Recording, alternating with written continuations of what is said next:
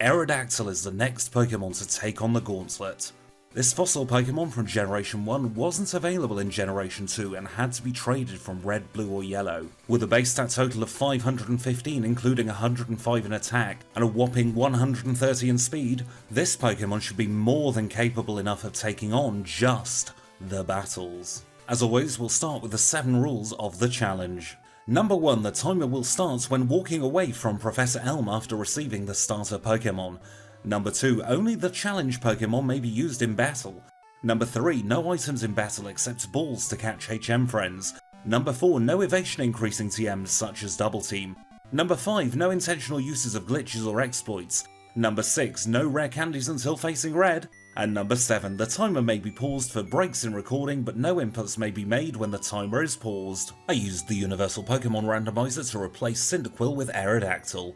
This is to give Aerodactyl the worst possible type matchup in all rival fights. For a Pokemon to compete in just the battles, they must have a high base stat total like Aerodactyl, or they can also be legendary, mythical or pseudo-legendary.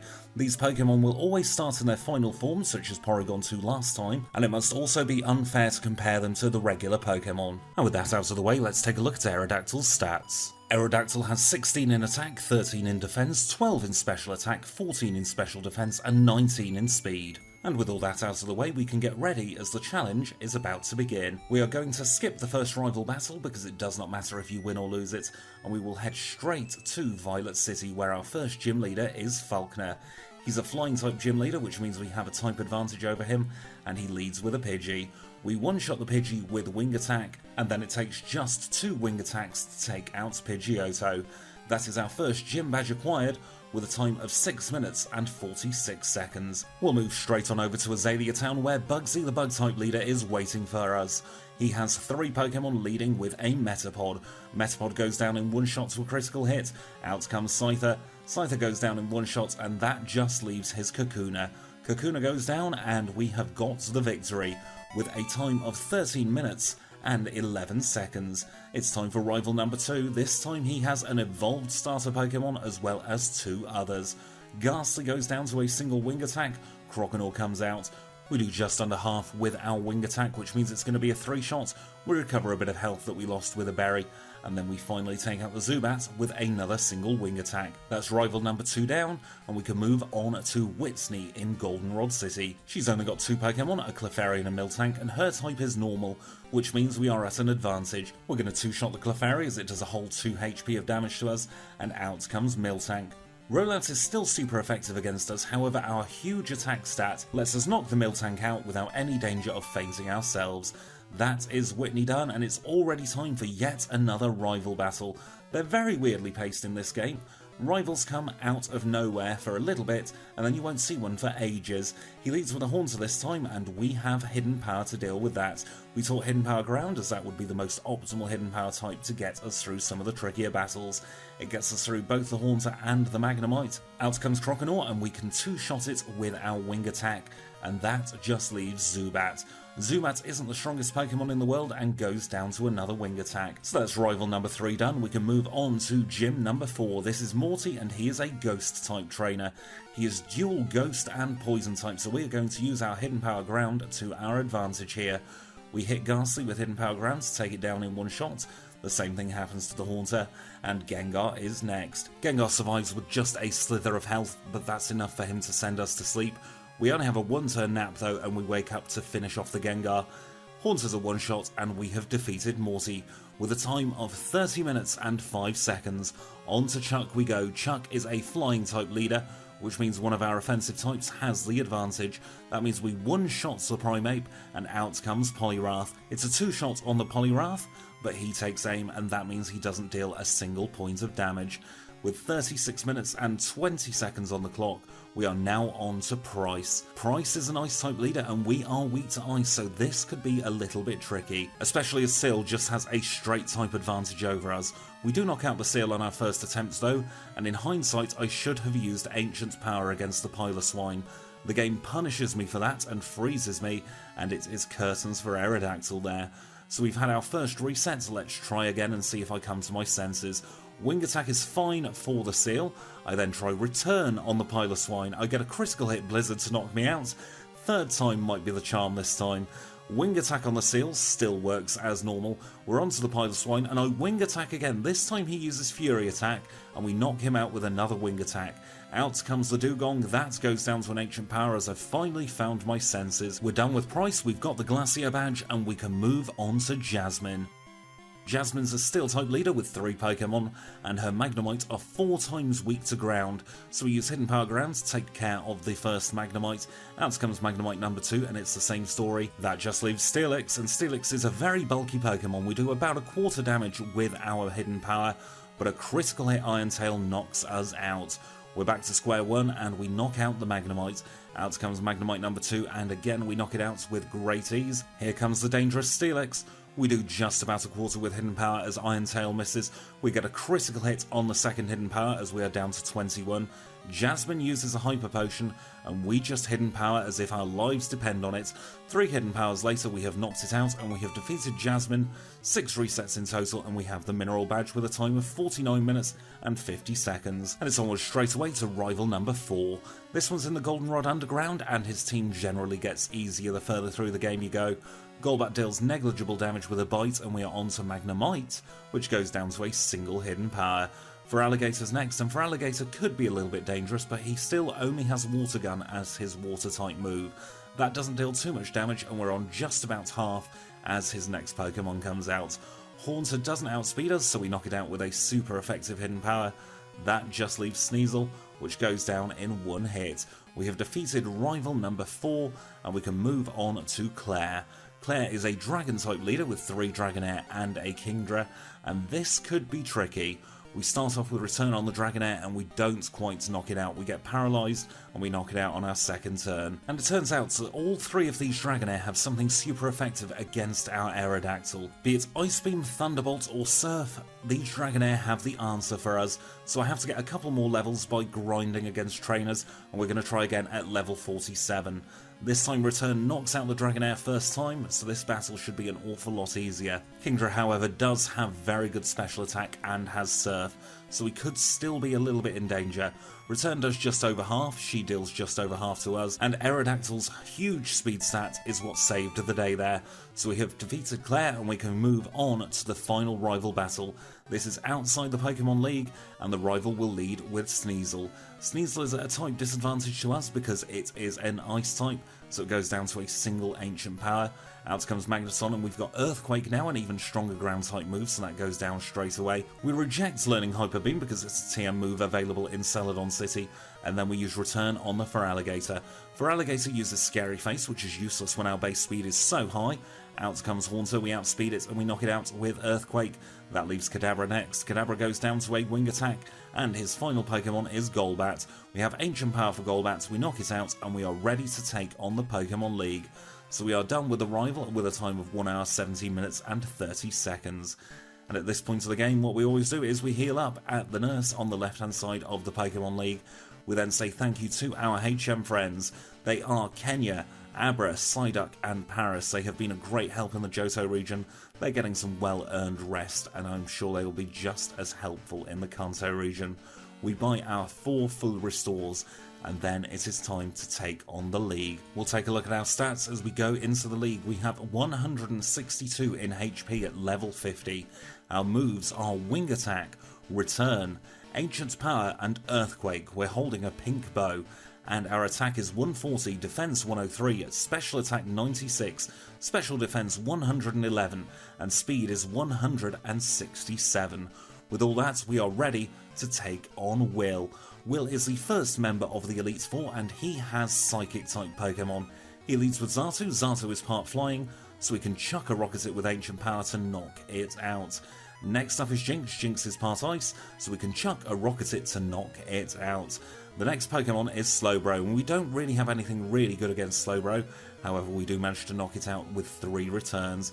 It deals a little bit of psychic damage to us, but not enough for me to be worried. We now have a Xatu, and I decide to preserve Ancient Power's PP because it's only a 5-base PP move. So we attack it with our superior Rocky Wings, and we knock out the Xatu in 3 hits.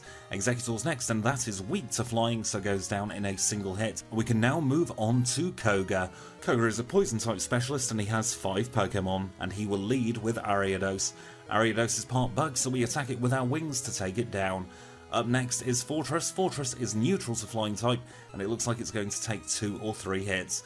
3 hits later we knock out the Fortress, and out comes Muck. Muck is very bulky, but its Achilles heel is Earthquake, and we knock it out in 1 hit. Crobat's next, and we use Ancient Power to knock it out before it has a chance to increase its evasion, and that just leaves Venomoth. Venomoth is a bug type, so it goes down to a wing attack, and we have defeated Koga. Up next on the chopping block is Bruno. Bruno is a fighting type specialist, although he does have an Onyx in there for whatever reason he likes, really. So we can take out the Hitmontop with a single wing attack. I think it's going to be the very same situation for all the other fighting types, but we've got to get rid of this pesky Onyx first. Onyx goes down to a couple of Earthquakes, and now it's just the fighting types left. Hitmonchan goes down very quickly. Out comes the Machamp. Machamp is the bulkiest of the Pokemon, but still goes down to a single wing attack, and his final Pokemon is Hitmonlee. Hitmonlee isn't the strongest defensively, and it goes down to a single wing attack, and we have defeated Bruno. Onto Karen. She is a Dark-type trainer, and she leads with Umbreon. Umbreon is one of the bulkiest Pokemon we have faced so far, and wing attack doesn't even do half. That means our accuracy is dropped because of the sand attack, and we start missing moves left, right and centre. We eventually knock it out, and we're onto Gengar. Fortunately, we knock out the Gengar in 1 shot, and her next Pokemon is Vileplume. We have Wing Attack for Vileplume, and we knock it out straight away. That brings us on to Murkrow. We've got an Ancient Power with Murkrow's name on it, but we miss our first. We don't miss our second, though, to knock it out. And her final Pokemon is Houndoom. We've got a rock with Houndoom's name on it, and it goes down in a single shot. We have defeated Karen, and we have beaten the 4 trainers of the Pokemon League.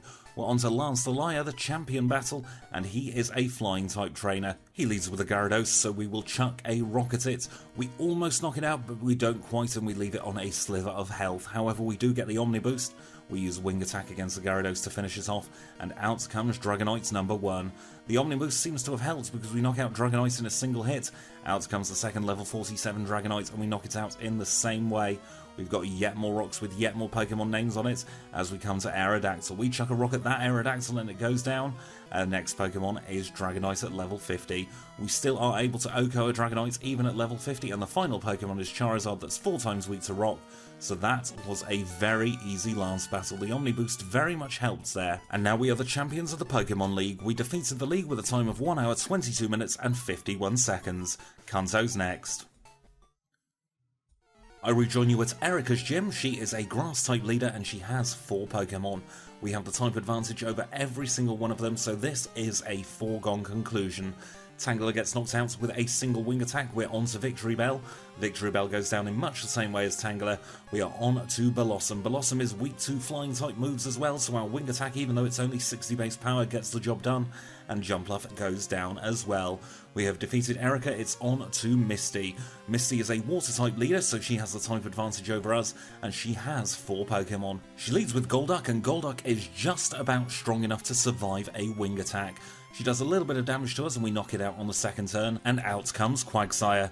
We use a wing attack on the first turn to take it deep into the yellow. It uses Amnesia so it doesn't hit us at all and goes down to a return. Starmie's next. Wing attack does just over 2/3 damage, but we are now confused. We hurt ourselves in confusion. Starmie uses Recover.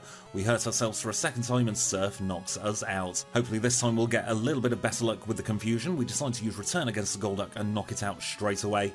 Out comes Quagsire. Return gets the job done in 2 hits, and we are back onto that very pesky Starmie.